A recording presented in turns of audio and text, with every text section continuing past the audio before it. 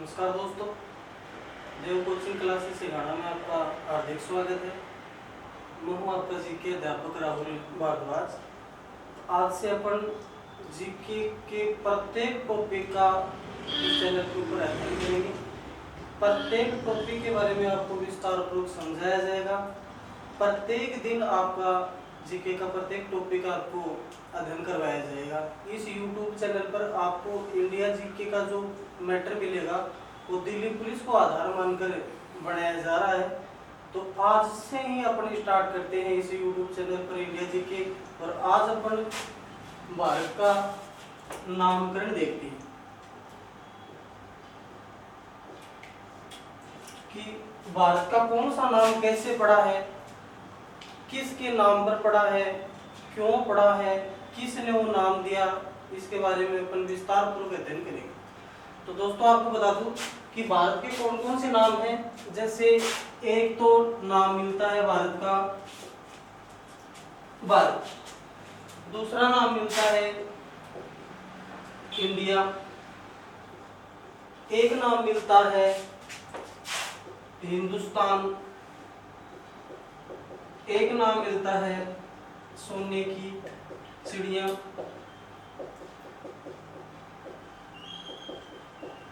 एक नाम मिलता है आर्यवर्त, एक नाम मिलता है ब्रह्मवर्त, एक नाम मिलता है सप्त सिंधु प्रदेश,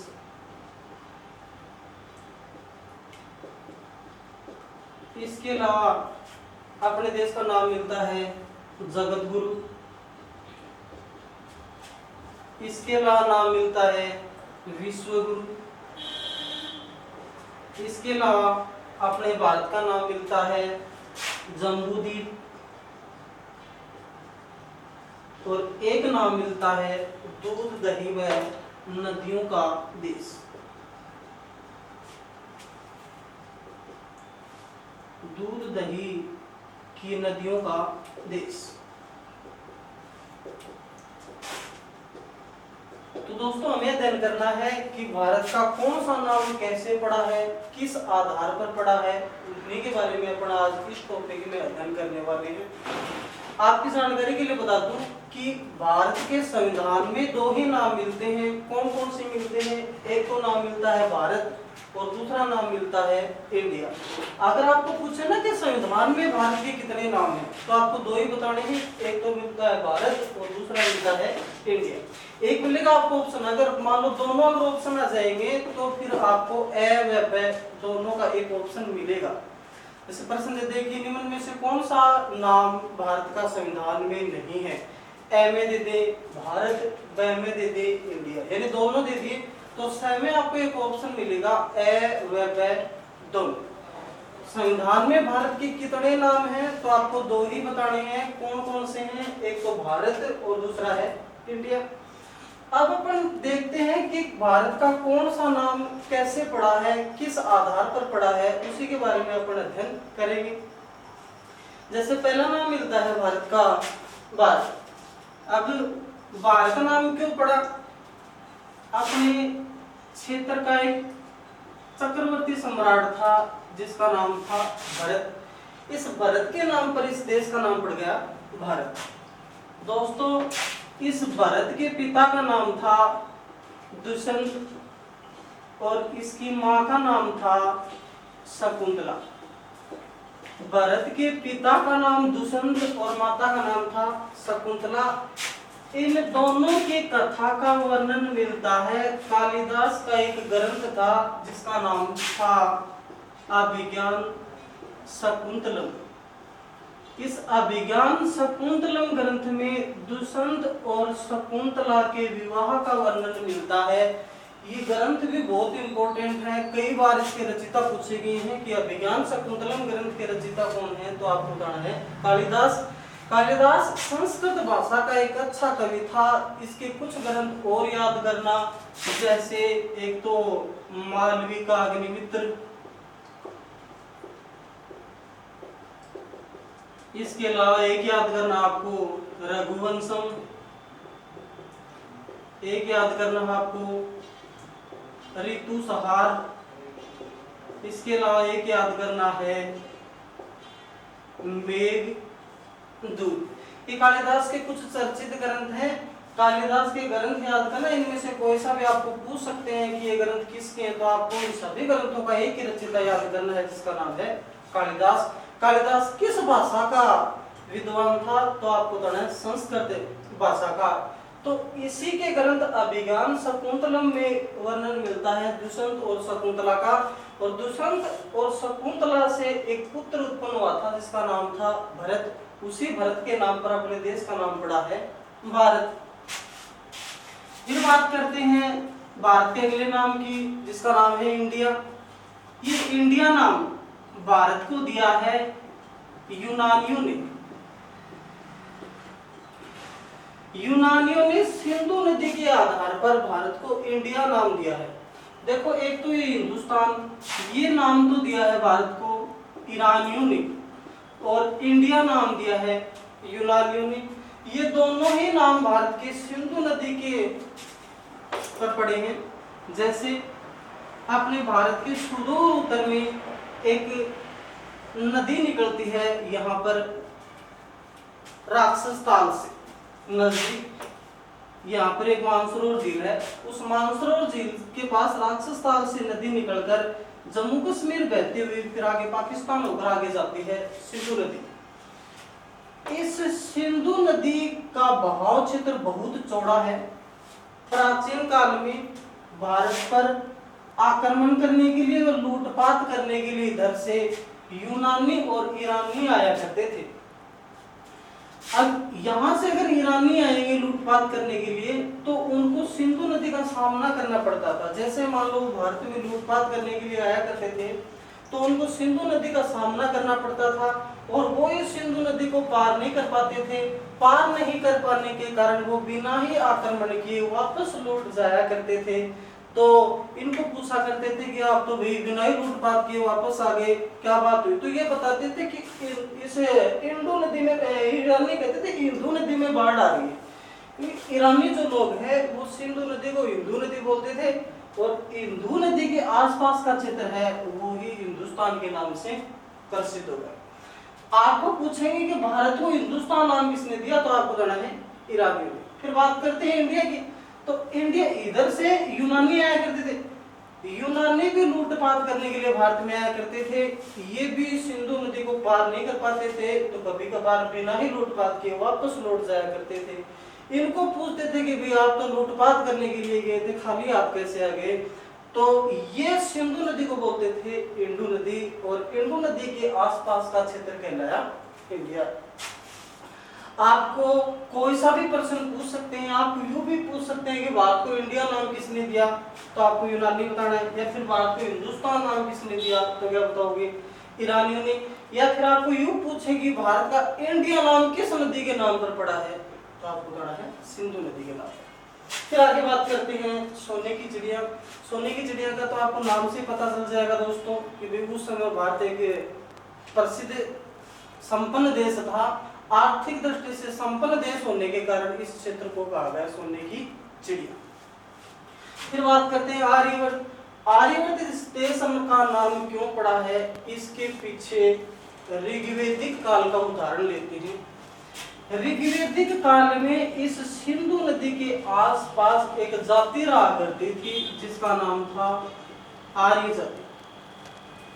इस आर्य जाति ने इस सिंधु नदी के आसपास के क्षेत्र को अपना निवास स्थान बना लिया था, और इसी आर्य जाति के निवास स्थान होने के कारण इस क्षेत्र का नाम पड़ गया आर्य। देखो दोस्तों, आर्य जाति ऋग्वैदिक काल में रहा करती थी। अगर आपको पूछे ना कि आर्यों का मूल निवास स्थान कौन सा था, तो फिर आपको भारत नहीं बताना है, फिर आपको बताना है मध्य एशिया। आर्यों का मूल निवास स्थान पूछे तो आपको मध्य एशिया बताना है, और भारत का नाम आर्यवर्त इसी आर्य जाति के निवास स्थान होने के कारण पड़ा। तो मध्य एशिया से सिंधु नदी के आसपास आकर अपना निवास स्थान बनाकर यहाँ रहने लगे थे, तो इसी जाति के आधार पर भारत का नाम पड़ा है आर्य। फिर बात करते हैं ब्रह्मवर्त। ये ब्रह्मवर्त है, ये देवताओं के लिए अपने देश का, क्योंकि अपने देश में देवताओं को ज्यादा मान्यता मिलती है, तो इसलिए क्षेत्र का नाम पड़ा ब्रह्मवर्त। सप्त सिंधु प्रदेश, ये सप्त सिंधु प्रदेश सिंधु सहित 7 नदियों के बहाव वाला जो क्षेत्र है उसको कहा गया सप्त सिंधु प्रदेश। फिर बात करते हैं जगत गुरु की। जगत गुरु, जैसा कि नाम से पता चलता है कि गुरु तो शिक्षा देने वाला होता है, जगत गुरु भी संसार का ही गुरु हो गया। यहाँ पर प्राचीन विश्वविद्यालय थे, हमारे देश में प्राचीन विश्वविद्यालय थे जहाँ पर देश विदेश से छात्र शिक्षा ग्रहण करने के लिए आया करते थे। जैसे विश्वविद्यालय की बात करें तो एक तो तक्षशिला विश्वविद्यालय जो वर्तमान में तो पाकिस्तान में है, लेकिन उस समय पाकिस्तान भारत का ही अंग था, तो तक्षशिला विश्वविद्यालय हो जाएगा। एक बिहार में नालंदा विश्वविद्यालय है, विक्रमशिला विश्वविद्यालय है। ऐसे प्राचीन विश्वविद्यालय थे जहां पर देश विदेश से छात्र शिक्षा ग्रहण करने के लिए आया करते थे। अब शिक्षा देने वाला तो गुरु ही होता है, तो इसलिए इस देश का नाम हो गया जगत गुरु। जगत गुरु और विश्व गुरु एक बात होती है। फिर बात करते हैं जम्बूद्वीप। जम्बूद्वीप भारत को बौद्ध ग्रंथों में कहा गया है।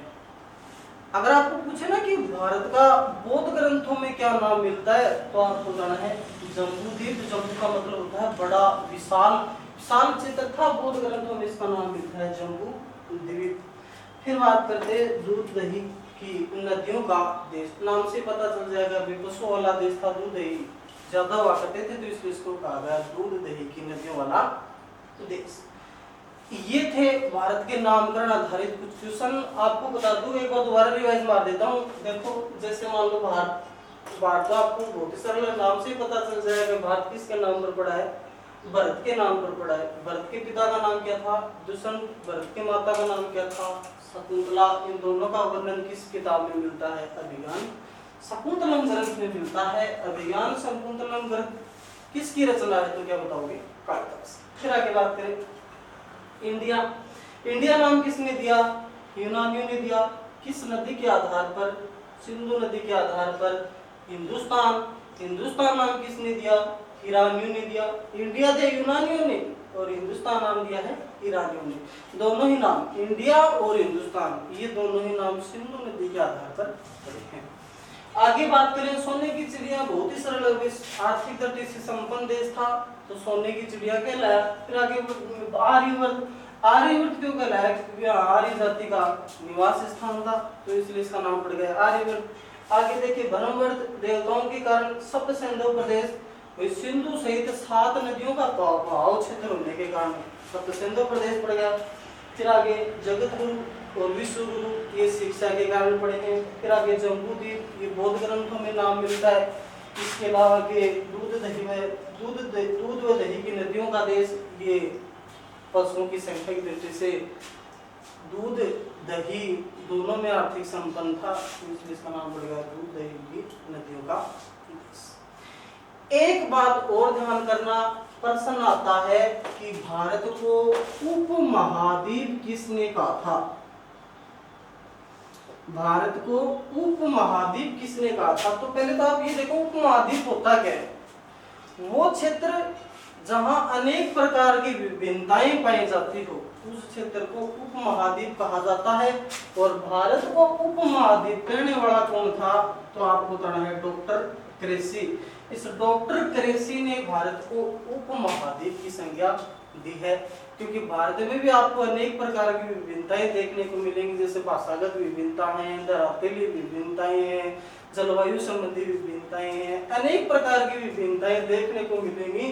तो इसलिए डॉक्टर क्रेसी ने भारत को क्या कहा है, उपमहाद्वीप। दोनों प्रकार से आपको प्रश्न पूछ सकते हैं। आपको पूछे भारत को उपमहाद्वीप किसने कहा, तो आपको बताना है डॉक्टर क्रेसी ने। आप यूं भी पूछ सकते हैं डॉक्टर क्रेसी ने भारत को क्या संज्ञा दी, तो आपको बताना है उपमहाद्वीप की संज्ञा दी है। बात करते हैं इसमें से प्रश्न कैसे पूछे जाते हैं, इस टॉपिक में प्रश्न कैसे पूछे जाएंगे, उनके बारे में अगर अध्ययन करें तो जैसे प्रश्न आएगा कि कि भी निम्न में से कौन सा नाम भारत का प्रचलित नहीं है, निम्न में से कौन सा नाम भारत का प्रचलित नहीं है। फिर आपको ऑप्शन दे देंगे, जैसे मान लो एक ऑप्शन दे देंगे इंडिया, फिर आपको ऑप्शन दे देंगे आर्यवर्त, ऑप्शन नंबर सी दे देंगे जम्बूद्वीप, और ऑप्शन नंबर डी में दे दिया आपको सिंगल द्वीप। अब आपको पता लगाना होगा कि कौन सा नाम भारत का प्रचलित नहीं है। तो देखो इंडिया नाम तो है ही, संविधान में दो ही नाम मिलते हैं, एक तो इंडिया मिलता है और एक भारत मिलता है। फिर बात करते हैं आर्यवर्त, तो आर्य जाति के नाम पर पढ़ाई है इसका नाम। फिर बात करते हैं जम्बूद्वीप, मैंने आपको बताया था कि बौद्ध ग्रंथों में नाम मिलता है भारत का जम्बूद्वीप। सिंगल द्वीप, भारत का नाम सिंगल द्वीप नहीं मिलता है, क्योंकि सिंगल द्वीप नाम भारत का नहीं श्रीलंका का प्राचीन नाम। तो इस प्रकार से आपको प्रश्न पूछे जाएंगे। एक तरीका ये होगा निम्न में से कौन सा नाम भारत का संविधान में नहीं है, ठीक है। तो ध्यान करना संविधान में दो ही नाम है, एक तो भारत है और एक इंडिया है।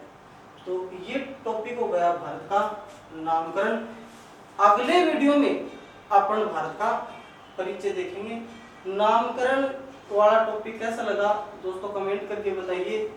इस वीडियो को लाइक कीजिए, शेयर कीजिए, ज्यादा से ज्यादा सब्सक्राइब कीजिए। धन्यवाद।